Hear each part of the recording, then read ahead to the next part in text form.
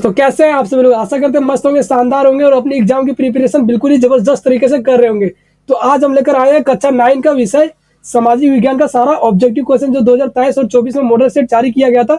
और इसी से आपको बहुत सारा क्वेश्चन देखने को मिल जाएगा आपको 2025 का आपकी इस बार की एग्जाम में। तो सारा क्वेश्चन आपके लिए बहुत ही इंपॉर्टेंट होने वाला है। तो जो अभी तक हमारे चैनल को सब्सक्राइब नहीं किए तो जल्दी से हमारे चैनल जैक बोर्ड गुरुकुल को सब्सक्राइब कर लीजिए और साथ में घंटा को भी दबा लीजिए ताकि हम ऐसे ही और जो सब्जेक्ट का आपका डालेंगे उसकी नोटिफिकेशन आपको सबसे पहले मिले। तो चलिए आज की वीडियो को शुरू करते हैं और आपको बताते हैं सामाजिक विज्ञान की सारी सवाल को जो 40 में 40 क्वेश्चन आपको पूछा जाएगा। इसी से रिलेटेड हमारे 2025 में भी आने वाले तो सारा क्वेश्चन इंपॉर्टेंट होने वाला है। तो यहाँ पे देखिए पूर्णांक 40 नंबर का आपको होगा और समय 1.5 घंटा आपको दिया जाएगा एग्जाम में बैठने के लिए। आपको यहाँ पे कुछ सामान्य निर्देश दिया गया है तो आप एक बार इस सामान्य निर्देश को पढ़ लीजिएगा। हमने पिछली बार कई बार बता चुके हैं कि सामान्य निर्देश बहुत ही इंपॉर्टेंट होता है क्योंकि कभी कभी रूल चेंज कर दिया जाता है तो यहीं पे लिखा जाता है। फिलहाल हम लोग चलते हैं क्वेश्चन पे और पहला क्वेश्चन हमसे पूछ रहा है जो जल भाग 3 ओर से स्थल भाग से घिरा हो उसे क्या कहते हैं? ऑप्शन ए में नदी, ऑप्शन बी में खाड़ी, ऑप्शन सी में झील और ऑप्शन डी में सागर।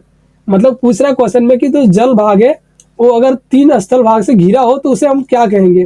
तो इसका जो सही उत्तर हो जाएगा हमारा ऑप्शन नंबर बी खाड़ी।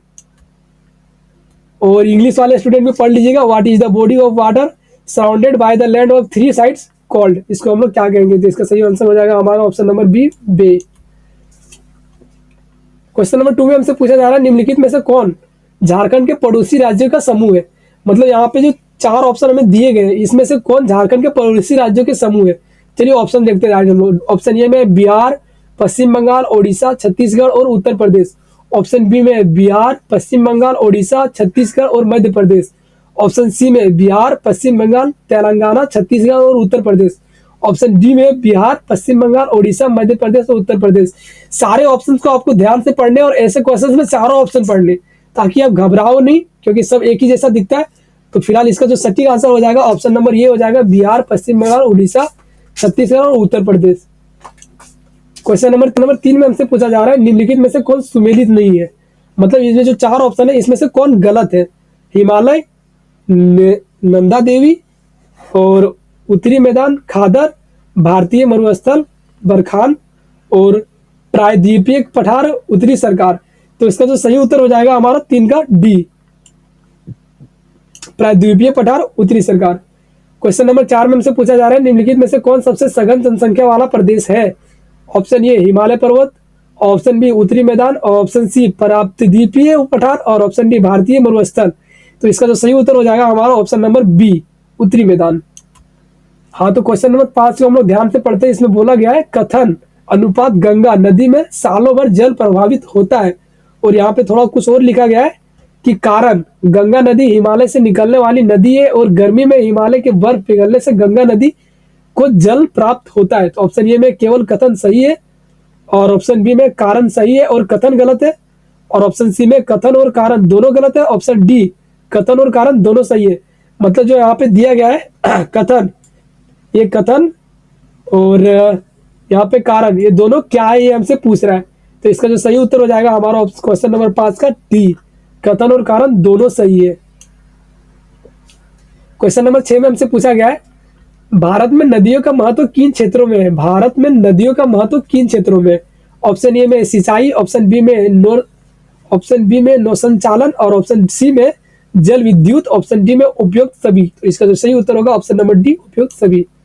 क्वेश्चन नंबर 7 में हमसे पूछा जा रहा है निम्न में से मानसून के आगमन के साथ कौन सी ऋतु का आरंभ होता है? मतलब मानसून के आगमन के साथ कौन सा और ऐसा ऋतु है जिसका आरंभ होता है? तो ऑप्शन ए में ग्रीष्म ऋतु, ऑप्शन बी में वर्षा ऋतु, ऑप्शन सी में शीत ऋतु, ऑप्शन डी में शरद ऋतु।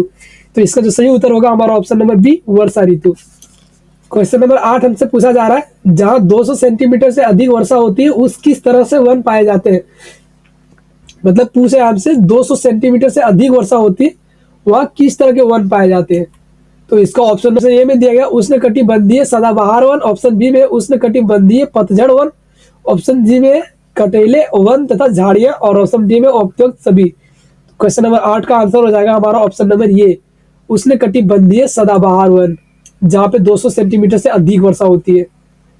और क्वेश्चन नंबर 9 में हमसे पूछा जा रहा है प्रति 1000 पुरुषों पर महिलाओं की संख्या को क्या कहते हैं?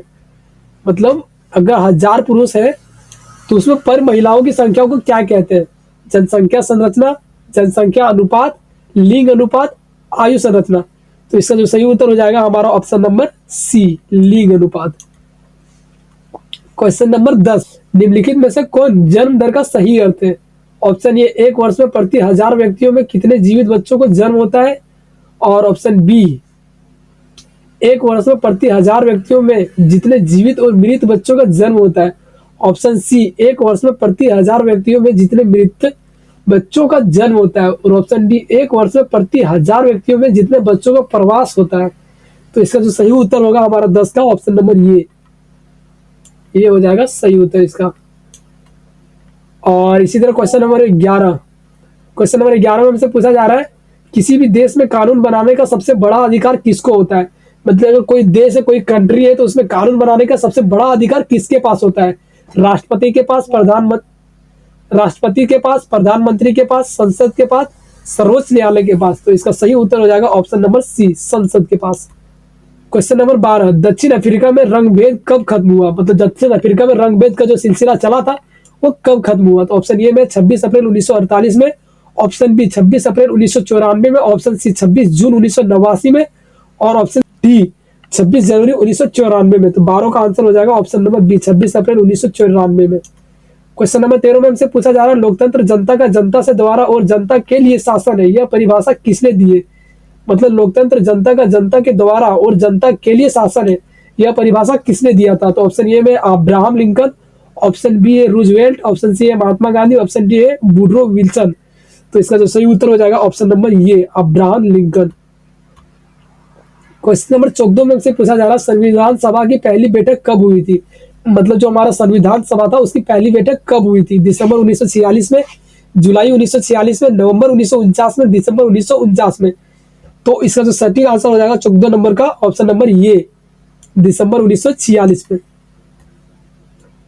और इसी तरह हम पहुंच चुके क्वेश्चन नंबर 15 पर। और क्वेश्चन नंबर 15 में हमसे पूछा जा रहा है, लोकसभा चुनाव के लिए भारत को कितने निर्वाचन क्षेत्रों में बांटा गया है?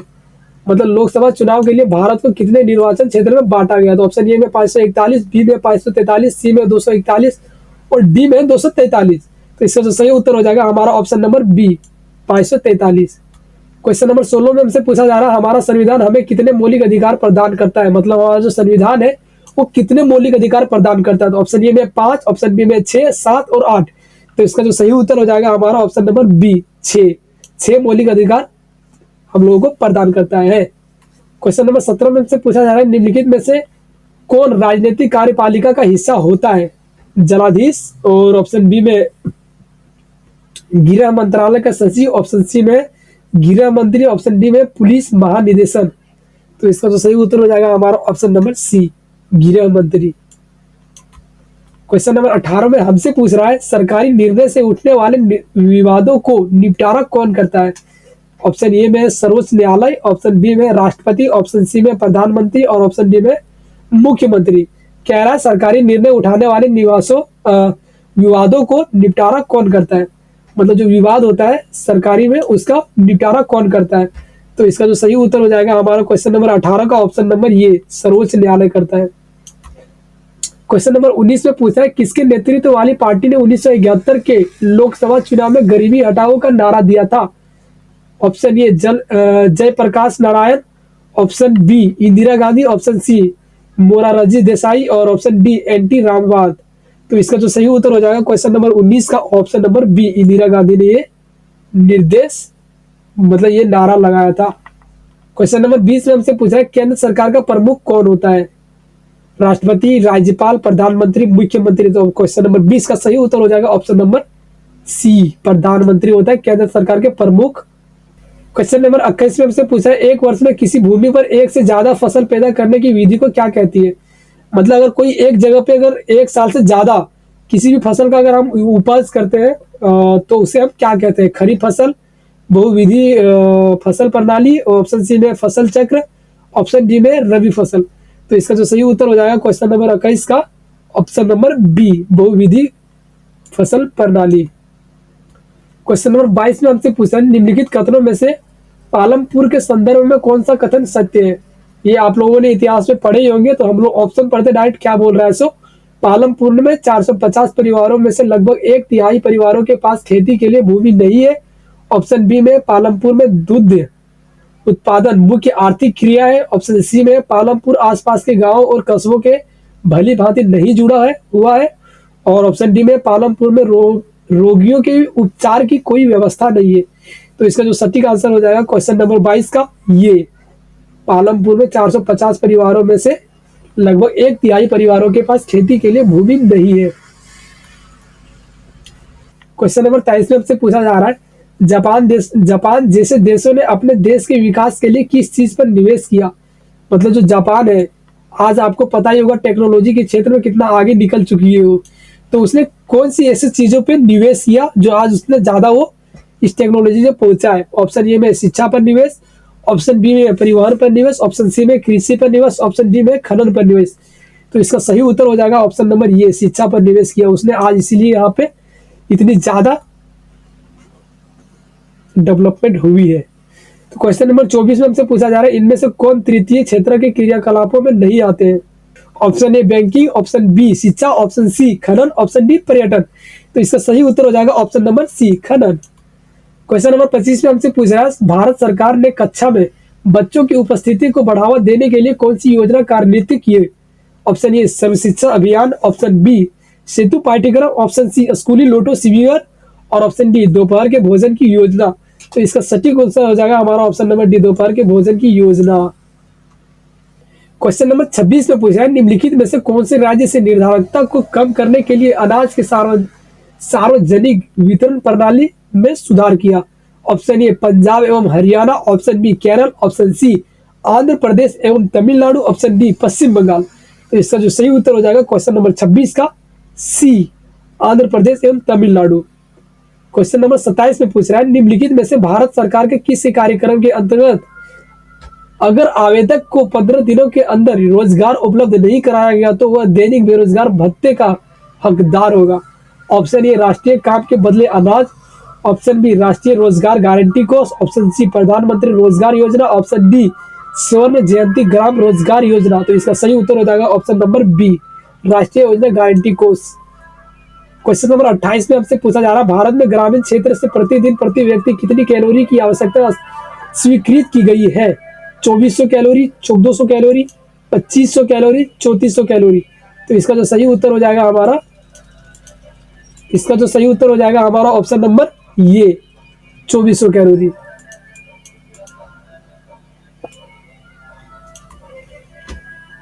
और क्वेश्चन नंबर 29 में हमसे पूछ रहा है, किसके माध्यम से सरकार द्वारा अधिप्राप्त अनाज गेहूं और चावल के भंडार का बफर स्टॉक बनाया जाता है। राज्य सरकार, भारतीय खाद्य निगम, राष्ट्रीय प्रतिदर्श सर्वेक्षण संगठन, ऑप्शन डी गृह मंत्रालय। तो इसका सही उत्तर हो जाएगा हमारा ऑप्शन नंबर बी, भारतीय खाद्य निगम। क्वेश्चन नंबर 30 में हमसे पूछ रहा है, सरकार द्वारा समाज के गरीब वर्गों में बाजार से कम कीमत पर अनाज का वितरण किया जाता है, इस कीमत को क्या कहते हैं। तो ऑप्शन ए में निर्गम कीमत, ऑप्शन बी में न्यूनतम समर्थित कीमत, ऑप्शन सी में बाजार कीमत, ऑप्शन डी में राशन कार्ड कीमत। तो इसका सही उत्तर हो जाएगा ऑप्शन नंबर ये, निर्गम कीमत। क्वेश्चन नंबर 31 में पूछ रहा है, द स्पिरिट ऑफ लॉज नामक रचना की रचनाकार कौन है। मतलब जो ये द स्पिरिट ऑफ लॉज का है, इसका रचनाकार कौन है। मॉन्टेस्क्यू, एजेल्स, रूसो, प्लेटो। तो इसका सही उत्तर हो जाएगा हमारा ऑप्शन नंबर ये, मॉन्टेस्क्यू। क्वेश्चन नंबर 32 में हमसे पूछ रहा है, फ्रांसीसी क्रांति के समय फ्रांस पर किसका शासन था। मतलब जब फ्रांसीसी क्रांति चल रहा था तो फ्रांस पर किसका शासन था, ये हमसे पूछ रहा है। ऑप्शन ए में मुसोलिनी का, ऑप्शन बी में नेपोलियन, ऑप्शन सी में लुई 16वां, ऑप्शन डी में लुई 12वां। तो इसका सही उत्तर हो जाएगा ऑप्शन नंबर डी, लुई 12वां का। तो 33 में हमसे पूछा जा रहा है, नवंबर के अपराधी कौन थे। मतलब जो आप कहानी पढ़े होंगे तो उसमें आपको पता होगा कि नवंबर के अपराधी कौन थे। तो ऑप्शन में दिया गया सम्राट समर्थक, ऑप्शन बी में हिटलर समर्थक, ऑप्शन सी में वाइमर गणराज्य के समर्थक, ऑप्शन डी में लुई 12वां। तो इसका भी सटीक आंसर हो जाएगा क्वेश्चन नंबर 33 का ऑप्शन नंबर सी, वाइमर गणराज्य के समर्थक। क्वेश्चन नंबर 34 में पूछ रहा है, किसी समुदाय के दूसरे समुदाय से अलग रखना क्या कहलाता है। मतलब अगर कोई समुदाय से अलग रखता है दूसरे समुदाय में तो इसको क्या कहते हैं। घेटो, और ऑप्शन बी में शिविर, ऑप्शन सी में सम्पान ग्रह, और ऑप्शन डी में युद्ध गृह। तो इसका सही उत्तर हो जाएगा हमारा 34 का ऑप्शन नंबर ये, घेटो। 35 में से पूछ रहा है भारत का प्रमुख वन महानिदेश कौन था। मतलब 35 में पूछ रहा है प्रमुख वन महानिदेश कौन था। ऑप्शन ए में फोस्टर, ऑप्शन बी में रंगनाथन, ऑप्शन सी में ब्रेडरीज, ऑप्शन डी में क्लार्क। तो इसका सही उत्तर हो जाएगा 35 का ऑप्शन नंबर सी, पेड्रीज। 36 में पूछ रहा है झूम खेती को किस अन्य नाम से जाना जाता है। मतलब जो हमारी झूम खेती होता है इसको और कौन से नाम से जाना जाता है। ऑप्शन ए में घुमंतु खेती, और ऑप्शन बी में पहाड़ी खेती, और ऑप्शन सी में है अस्थाई खेती, और ऑप्शन डी में है सीढ़ीदार खेती। तो इसका जो सही आंसर हो जाएगा ऑप्शन नंबर ये, घुमंतु खेती। क्वेश्चन नंबर 37 में हमसे पूछ रहा है भारतीय वन सेवा की स्थापना कब हुई थी। 1857 ईस्वी, 1864 ईस्वी, 1874 ईस्वी, 1854 ईस्वी। तो इसका जो सही उत्तर हो जाएगा ऑप्शन नंबर बी, 1864 ईस्वी में हुई थी हमारी भारतीय वन सेना स्थापना। क्वेश्चन नंबर 38 में हमसे पूछ रहा है फ्रांस की क्रांति कब हुई थी। 1789 में, और 1786 ईस्वी में, 1784 ईस्वी में, 1700 ईस्वी में। तो इसका सही आंसर हो जाएगा हमारा 38 का ऑप्शन नंबर ये, 1789 ईस्वी में। और क्वेश्चन नंबर 39 में पूछ रहा है औपनिवेशिक सरकार ने आपराधिक जनजाति अधिनियम कब पारित किया।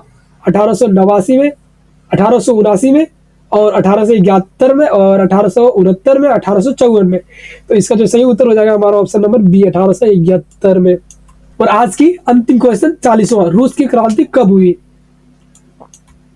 ऑप्शन ए में 1917, ऑप्शन बी में 1921 ईस्वी, और 1922 ईस्वी, 1924 ईस्वी। तो इसका जो सही आंसर हो जाएगा हमारा ऑप्शन नंबर ये, 1917 ईस्वी। तो दोस्तों ये थी हमारी सामाजिक विज्ञान। हाँ, तो दोस्तों ये थी हमारी सामाजिक विज्ञान के पूरे 40 मॉडल पेपर जो 2023-24 में जारी किया था उसका आंसर। तो आप सभी ने इसके आंसर को देखा और शायद आप सभी को याद भी हुआ होगा लगभग। एक बार और रिवाइज कर लीजिएगा ताकि पूरी तरह से याद हो जाए।